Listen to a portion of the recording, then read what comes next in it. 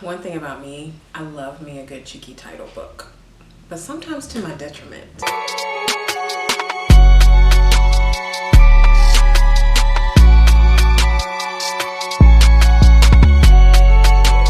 Cheeky titles are a fave of mine, and to me, cheeky titles are those titles that just aren't standard or typical for your average book title. And so it's to my detriment that I love these, because sometimes I get so excited about the title that I often don't read the synopsis.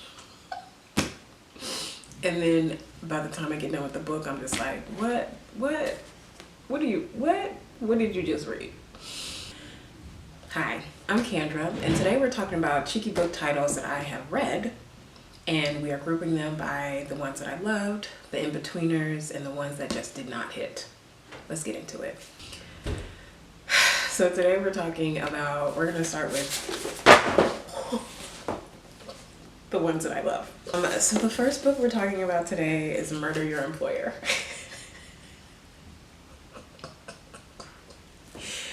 The amount of side eyes that I would get when I read this book in public was just fantastic. This book is about what the title is, Murdering Your Employer. I came for the title, stayed for the plot. This is actually about, it's taken from the perspective of the dean of the illustrious school where people can go to learn how to commit murders. And their final thesis is whoever the person is that they want to murder. That's kind of how you graduate from the school. This book in particular follows three students that are trying to complete their thesis. I enjoyed this book because the humor, the macabre, and just everything about it was just so fun to read, and also like, who doesn't want to learn how to murder their employer, allegedly? I rated this book 4 out of 5 on Goodreads, and I stand by that rating because there were some parts that I felt like dragged a little, but once you got to the end, it just all made sense. And the way that it ended was just like, of course. Definitely recommend this if you're looking for a good cheeky book title to stun the people that you're reading, that when people ask you what you're reading, tell them about this book and they're just going to give you blank stares like, girl, what? So the next book that we're going to talk about today is Starter Villain. So I would like to think that I am in my villain era, and so of course, why wouldn't I want to read a book about being a starter villain? So this book is about Jake inherits his dead uncle's, Jake's, villain business. Now Charlie has no idea how to be a villain, and so this book kind of just walks you through his journey of learning how to be a villain and all of the fun things that come with a sci-fi villain book. This was my first book by this author, and I thoroughly enjoyed it. I rated this a 4 out of 5 on Goodreads. I enjoyed this book because the way that it talked about villains is completely different than the way that we typically hear and think about villains, especially in the era of Marvel and DC. Villains are like one dimension typically, or in a stereotypical way, and this one does not talk about villains in that way, and I truly enjoyed that aspect of it. And it was also kind of funny. There's talking cats, so definitely recommend if you're into sci-fi books, and also just fun, easy reads. So the next book is Murder by Cheesecake. This is a Golden Girls cozy mystery book. Now, if I was going to kill anyone, it would be by Cheesecake, because I do not like cheesecake. So, of course, why wouldn't I read a book about murder and cheesecake? So I will say that when I picked up this book, I was a little hesitant, because if you've ever watched a show of the Golden Girls and fell in love with the series, like, it can be a little, you can be a little weary when people try to write a book about the series, especially when that show is no longer, the creators are no longer alive, and neither are the actresses.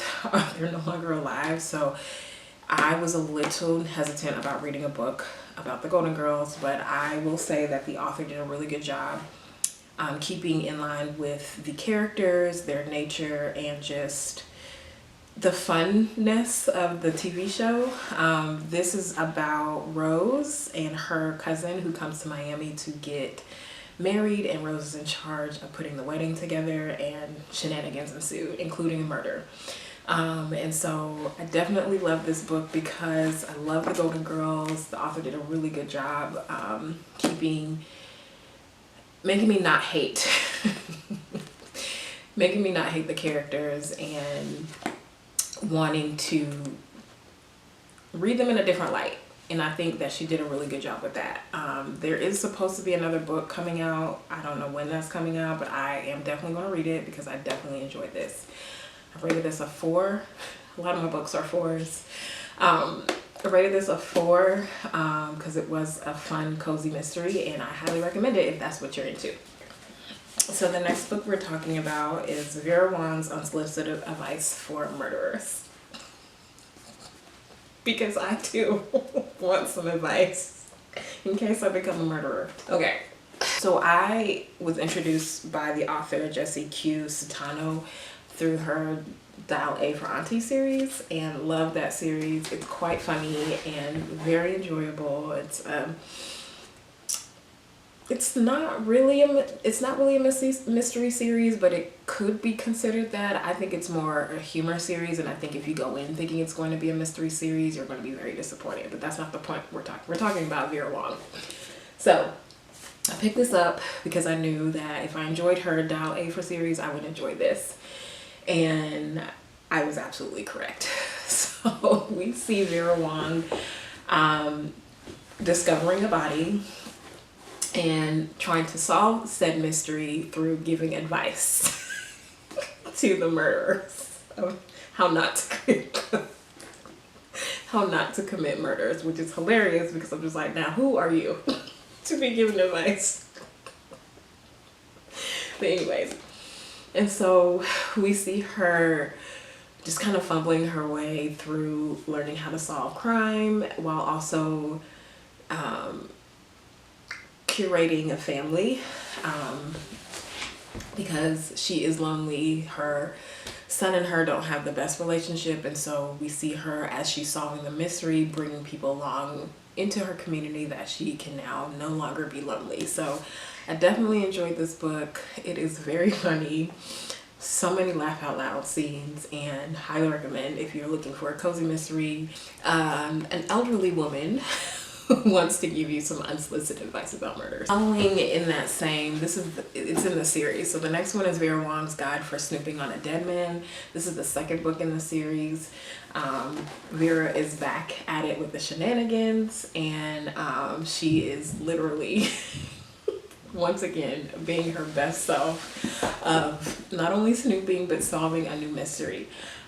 Similar to the themes that we saw in the first book, it's about family, curating chosen family, and just solving mysteries with Vera Wang and her shenanigans. Highly recommend this because who knows, maybe you'll find yourself snooping on a dead man. Finally, in the books that I loved, this is actually a nonfiction, and it's called Sorry I'm Late, I Didn't Want to Come, because I have said the amount of times that I have said this phrase to myself out loud, to other people, when I've showed up to places, is astounding. And the fact that someone who is also introverted created a book like this, of course I was sold.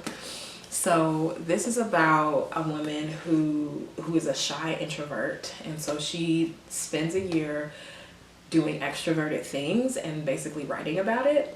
And I think it's very fascinating because I think we all can get complacent and kind of stuck in our ways and say, well, this is how I am and this is what I'm going to do. But her kind of choosing to do extroverted things to learn new things was just a reminder that we can do anything we want. we can change our path and we can try new things, and we don't limit ourselves to being the person that we think we are. And it was actually quite fascinating because she adds research to some of the things and activities that she does. And I highly recommend this, especially if you're an introvert, because it's okay to step out of your bubble sometimes and try new things. Definitely recommend this book. I think everyone should read it, but especially introverts. I think I rated this a 4 out of 5. Surprise, surprise. A 4.5 out of 5. I love nonfiction books, and so I think I gave it that extra half star because of what I learned through this journey, her journey. Highly recommend it. Let's talk about the in-betweeners. So there were 2 books that kind of fell in this category. The first one is I'm Glad My Mom Died. That title alone just like sold me. Plus it was on everyone's to read must read list for the longest time, and so I decided to pick it up. So this book was well written and very devastating. I had only heard about Jeanette when she started on her show on Nickelodeon. I had already outgrown.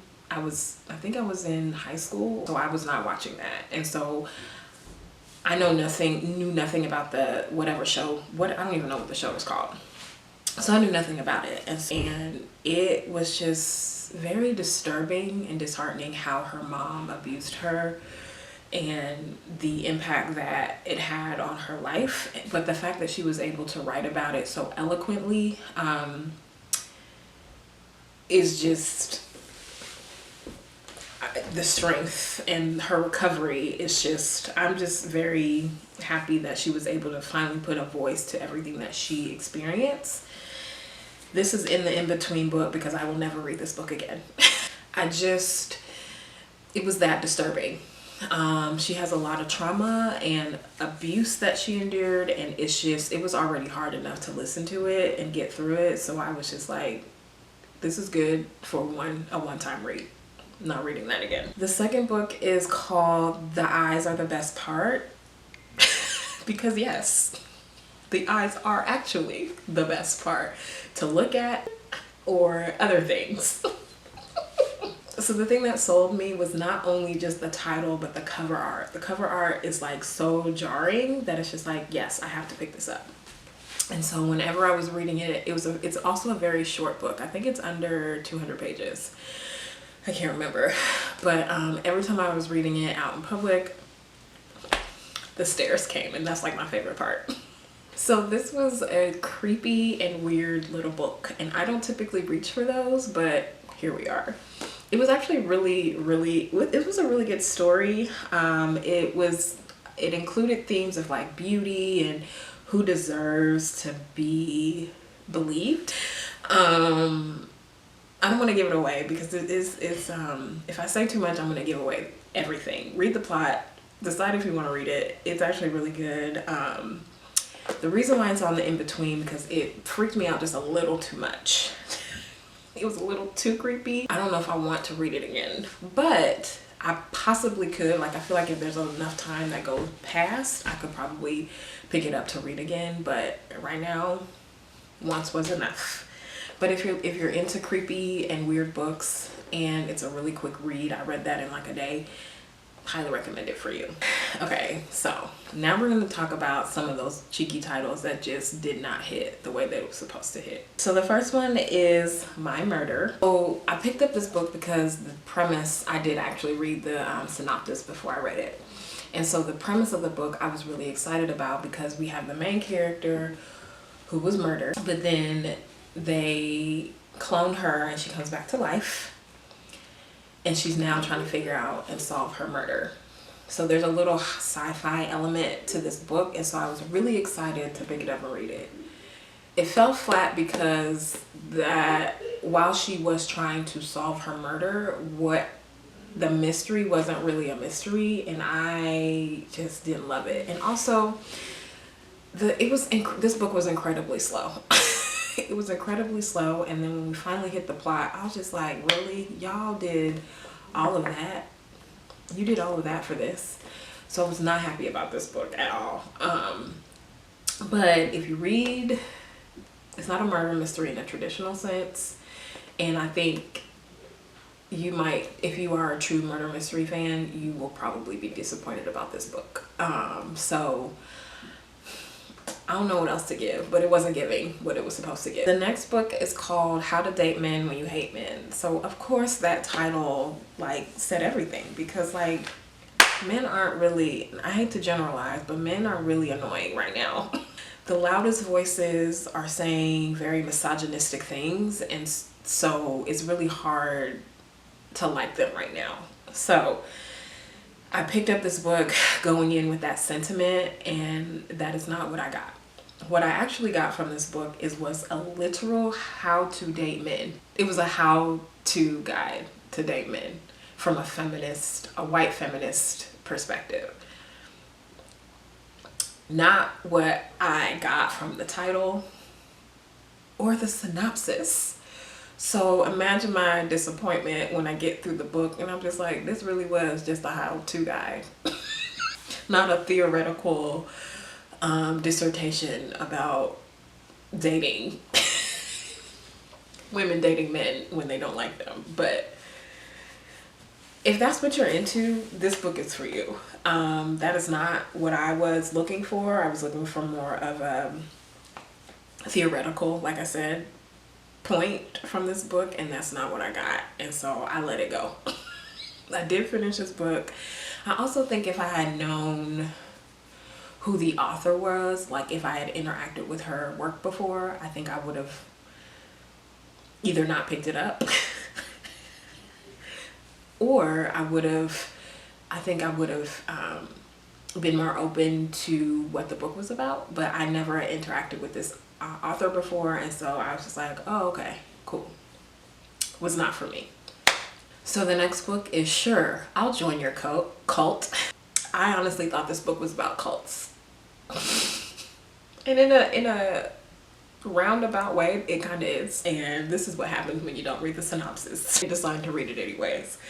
It is actually like a memoir of sorts by the author Maria Bamford, which again, I have never heard of this woman, but I picked it up because I love the title. And I think if I had interacted with her, she's a comedian and actress, and if I had interacted with her work, I think I would have like understood the book a little more. Yeah, but anyway, so I think this is what I interpreted. I don't know if it's accurate or this is how she was trying to come off in the book, but this is what I got. This is what I pieced together, because the entire time I was listening to this book, I was just like, what the hell am I reading? Girl, what is going on right now? And so I think she definitely uses like the idea of cults and groups and how how it's so ingrained in our lives. So when we think about like the reason why we do things, it's because of this group think that happens, and she kind of uses that to explain her life from like before her career kind of picked up to like where she is now. I don't know if that's right, but that's what I got. If you know or have seen her work and you're a fan of Maria Bamford, highly recommend this book. But if you are like me and have never interacted with her, I still don't know what show she was on or seen it, maybe don't read the book. So the last book is called Beginner's Guide to Murder. The title says it all. I am a beginner and I allegedly want to commit murder. So outside of the title, I did read the synopsis for this, and I was actually quite excited about it because we are looking at some women in their 70s, I guess, learning how to commit murder.